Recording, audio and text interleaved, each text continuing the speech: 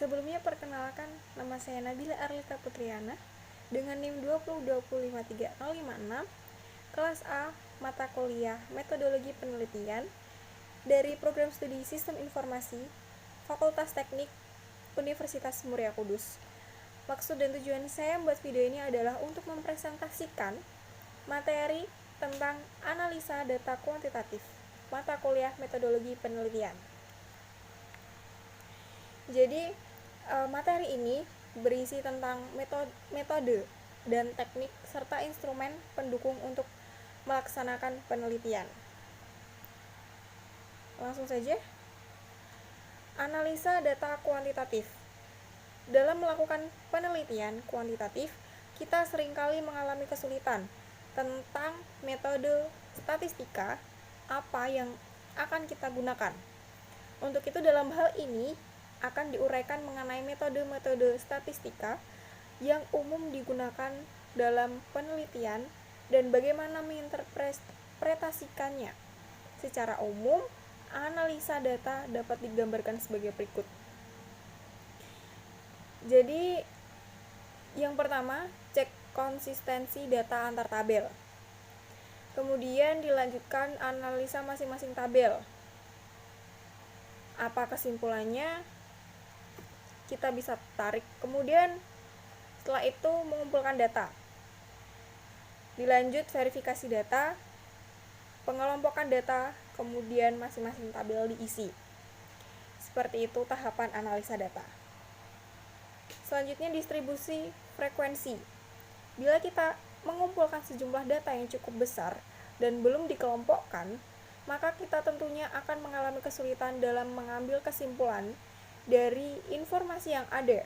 Untuk itu, maka data tersebut perlu dikelompokkan ke dalam suatu distribusi frekuensi untuk memberikan gambaran yang lebih jelas. Distribusi frekuensi merupakan suatu distribusi atau tabel frekuensi yang mengelompokkan data yang belum terkelompokkan atau ungrouped data ke dalam beberapa kelas sehingga menjadi data yang terkelompokkan atau group data. Distribusi frekuensi biasanya digunakan untuk memberikan informasi yang menggambarkan keseluruhan sampel atau populasi yang diteliti. Berdasarkan dari sifat datanya, distribusi frekuensi diklasifikasikan menjadi dua, yaitu kategori dan numerik. Jika pengelompokan klasifikasi frekuensinya didasarkan pada keterangan yang bersifat kualitatif seperti jenis kelamin, tingkat pendidikan, dan lain sebagainya, maka disebut dengan distribusi frekuensi kategorikal. Misalnya, seperti pada tabel 1, yaitu menunjukkan distribusi frekuensi berdasarkan jenis kelamin peserta kursus komputer. Jenis kelamin pria ada 20 peserta, jenis kelamin wanita ada 35 peserta. Jadi jumlah keseluruhan ada 55 peserta. Kemudian cross tabulation dan korelasi. Cross tabulation adalah sebuah teknik visual yang memungkinkan peneliti menguji relasi antar variabel. Cross tabulation ini juga berfungsi untuk memberikan gambaran tentang data yang dikumpulkan selama penelitian. Untuk menerangkan secara umum mengenai populasi yang diteliti biasanya digunakan statistik inferensial atau inferential statistik. Kemudian yang kedua ada korelasi. Korelasi merupakan suatu metode yang menggambarkan hubungan antara satu variabel dengan variabel lainnya. Korelasi bertujuan untuk mengukur kekuatan hubungan atau asosiasi linier di antara dua variabel.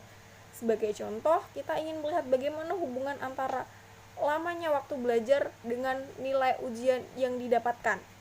Korelasi ini tidak menunjukkan hubungan sebab akibat. Korelasi ada yang bernilai positif, negatif, dan nol, atau tidak ada hubungan, tidak keterkaitan.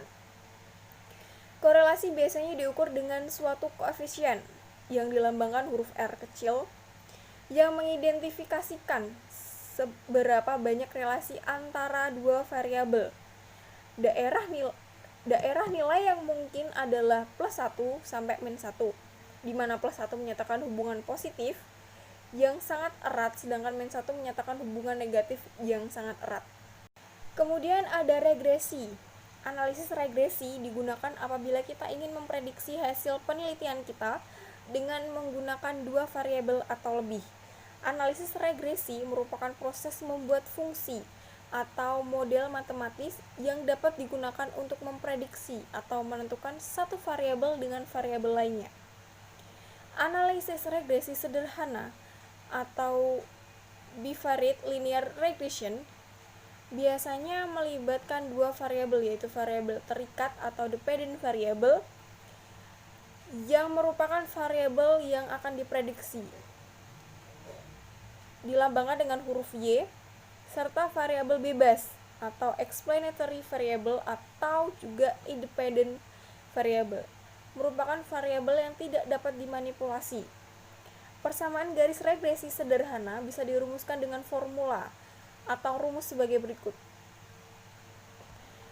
Bisa dilihat keterangannya bahwa Y tadi merupakan variabel yang akan diprediksi, kemudian intercept sampel ditambah slope sampel.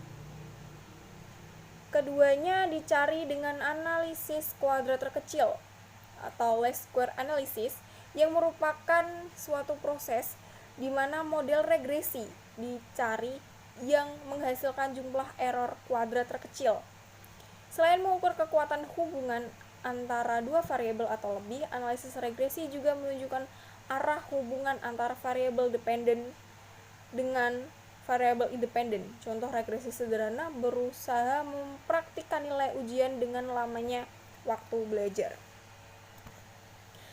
Untuk analisis regresi berganda atau multiple regression model merupakan analisis regresi yang mengkaji hubungan non-linear dan model regresi dengan lebih dari satu variabel bebas, atau analisis regresi dengan dua atau lebih variabel bebas, atau dengan sedikitnya satu prediktor non-linear.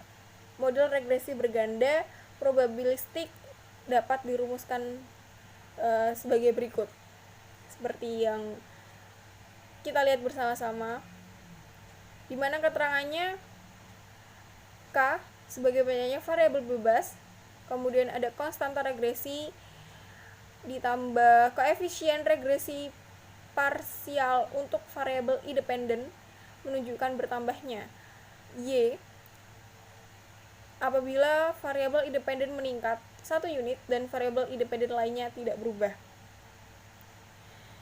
Kemudian X2 dapat berupa X1 kuadrat atau suku non-linear dari X1. Analisis regresi berganda ini didasarkan pada model probabilistik yang terdiri atas komponen deterministik, analisis kesalahan random. Kemudian ada model-model regresi. Analisis regresi berganda ini didasarkan pada model probabilistik yang terdiri atas komponen deterministik dan kesalahan random. Adapun model-model regresinya adalah, yang pertama ada model deterministik, seperti yang kita lihat bersama-sama rumus dari model deterministik.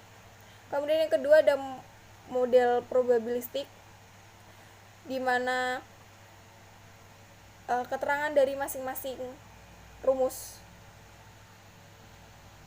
Kemudian ada uji T atau t-test.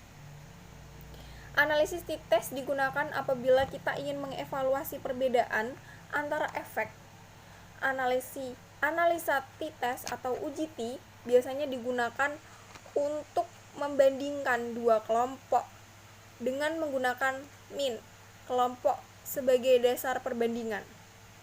Uji T akan mengindikasikan apakah perbedaan antara kedua kelompok tersebut signifikan secara statistik atau tidak. Contohnya, jika diambil tinggi badan mahasiswa Fasilkom yang terbagi atas 10 orang mahasiswa putri dan 10 orang mahasiswa putra, maka varian tinggi badan mahasiswa putra dan putri harus dianggap sama. Seperti contoh, odometer merupakan alat ukur untuk mengukur mil pada mobil, seberapa besar tingkat kebenaran pengukurannya. Dengan menggunakan 12 mobil yang melaju sejauh 10 mil yang diikuti dengan jarak mil selanjutnya, maka didapatkan angka odometer sebagai berikut. Ada 9, 8, 10, 1, 10,3, 10,2, 9,9, dan seterusnya. Dengan menggunakan signifikan 0,01, tentukan berapa besar odometri yang bisa dipercaya dan tentukan hipotesisnya. Nah, seperti ini. Seperti yang sudah kita lihat bersama-sama, hasil dari hipotesis statistiknya.